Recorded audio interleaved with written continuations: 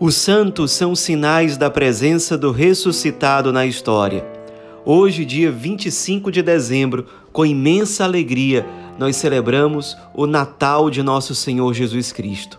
Para nos ajudar nessa reflexão, nesse grande dia, nesse dia santo para todos nós, vamos utilizar uma meditação que foi feita pelo Papa Bento XVI, antes ainda de ele se tornar Papa.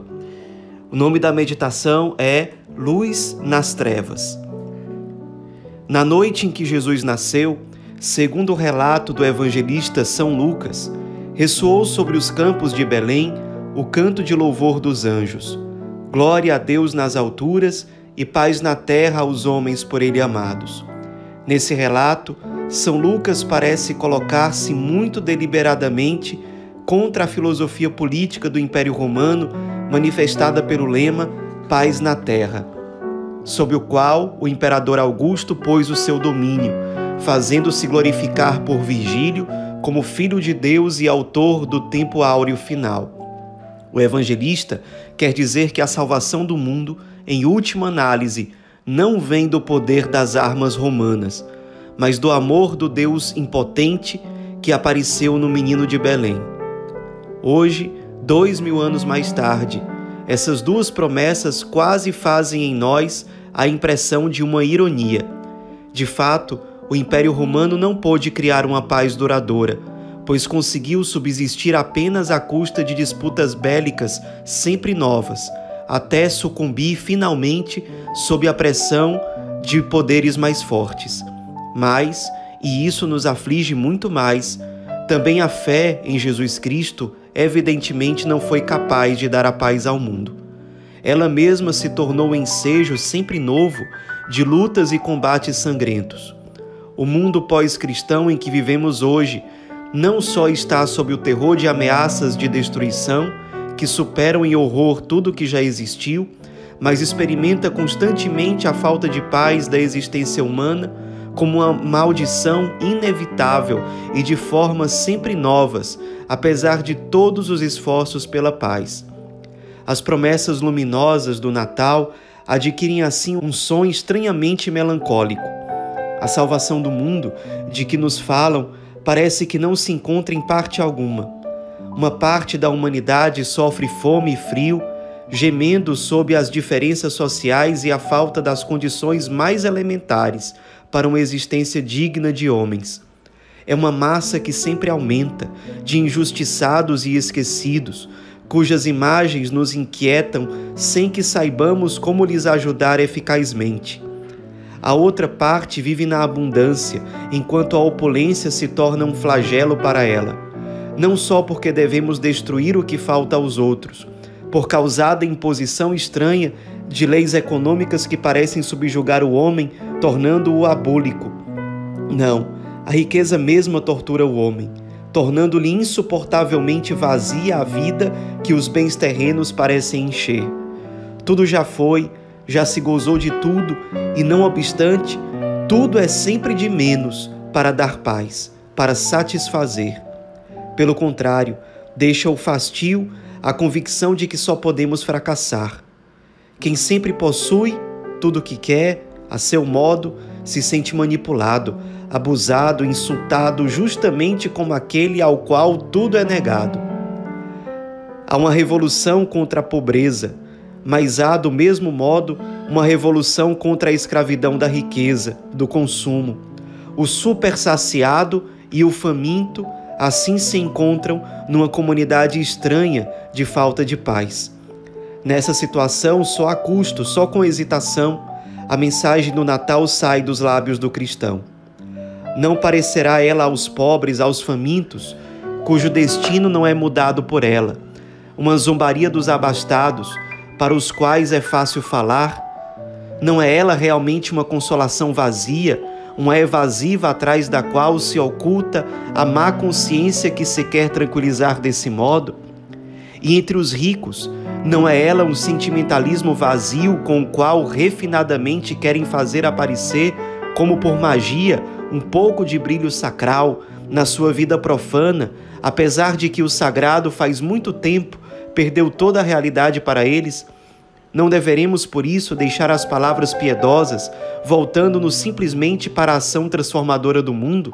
Ou, contudo, talvez nos interesse seriamente o menino de Belém, que de imediato não pode mostrar nenhum poder terreno? Ultimamente, Rafalt, em face de um cristianismo engajado de modo demasiadamente terreno, levantou a pergunta que talvez hoje nos deveria fazer pensar. O homem explorado, maltratado, abusado, no fundo, não quer exatamente o mesmo que o seu irmão destroçado pelo conforto, pelo sexo e pela droga, a saber, poder crer? Tal pergunta, pelo menos, nos deveria obrigar a refletir de novo seriamente sobre qual seja a razão por que celebramos o Natal, ousando festejá-lo apesar da miséria, da falta de paz, da solidão que vieram sobre o homem e antes parecem aumentar do que diminuir. Qual é então propriamente o conteúdo do Natal?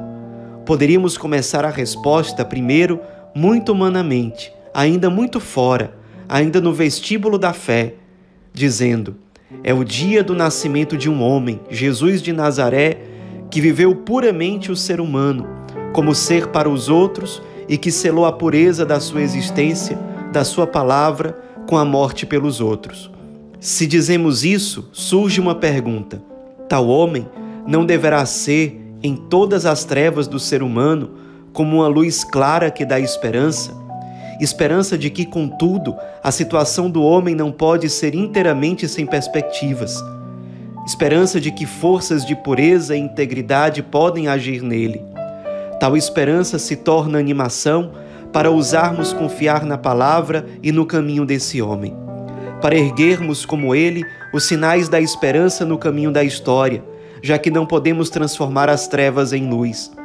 Sinais da esperança que se enlacem como uma cadeia de luzes e ilhas de paz, de compreensão, de alívio no meio da lei desumana da evolução.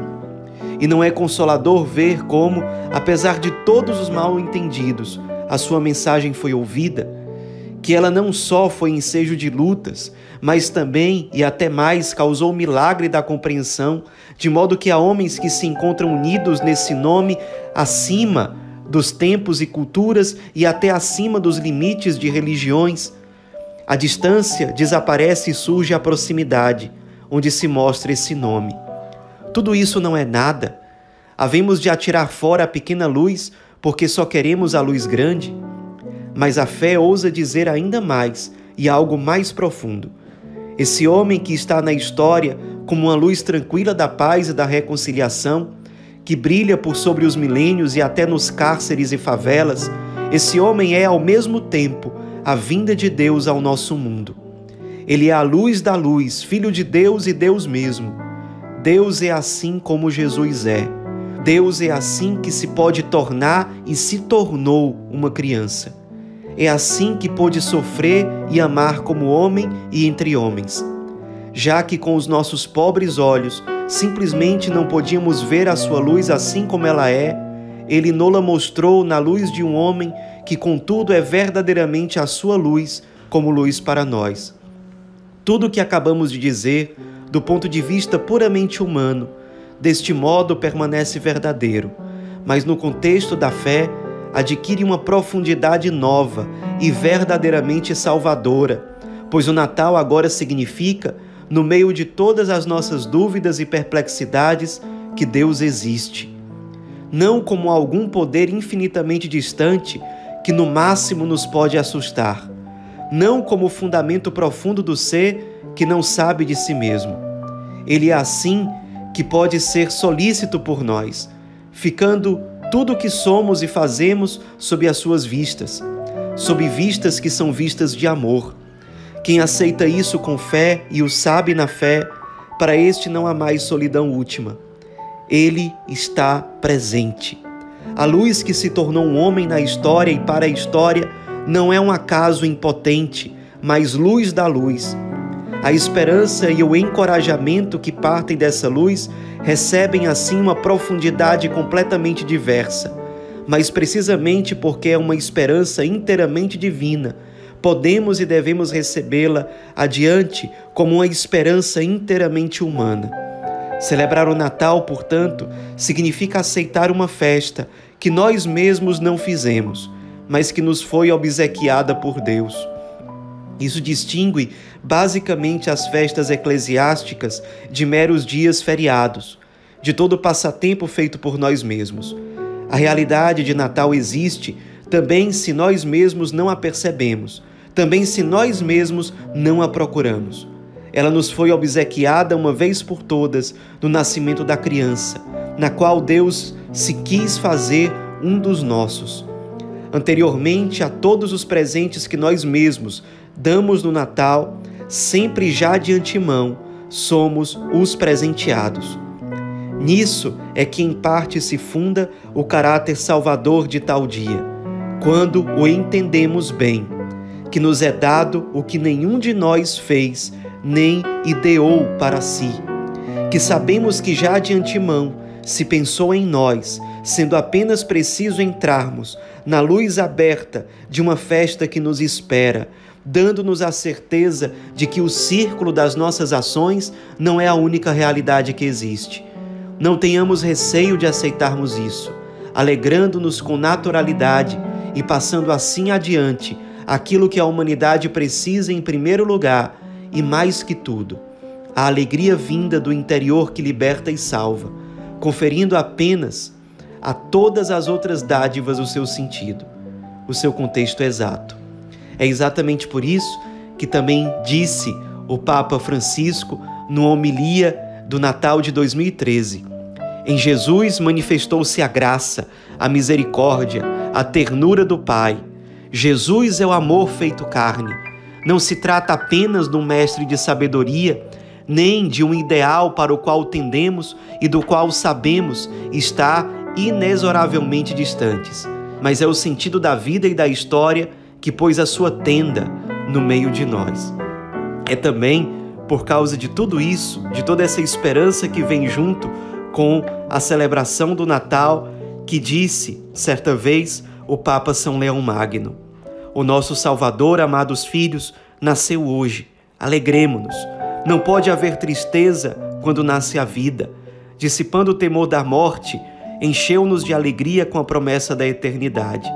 Ninguém está excluído da participação dessa felicidade. A causa da alegria é comum a todos, porque nosso Senhor, aquele que destrói o pecado e a morte, não tendo encontrado nenhum homem isento de culpa, veio libertar a todos. Exulte o justo, porque se aproxima a vitória. Rejubile o pecador, porque é convidado ao perdão. Reanime-se o pagão, porque é chamado à vida. Alegremo-nos. Que o Natal seja concreto e verdadeiro no nosso coração, nas nossas famílias, na nossa comunidade, na igreja, e assim como o menino Jesus, nós sejamos resposta luminosa para o nosso tempo, para os nossos dias, para aqueles a quem o Senhor nos envia. Um feliz e santo Natal. Amém.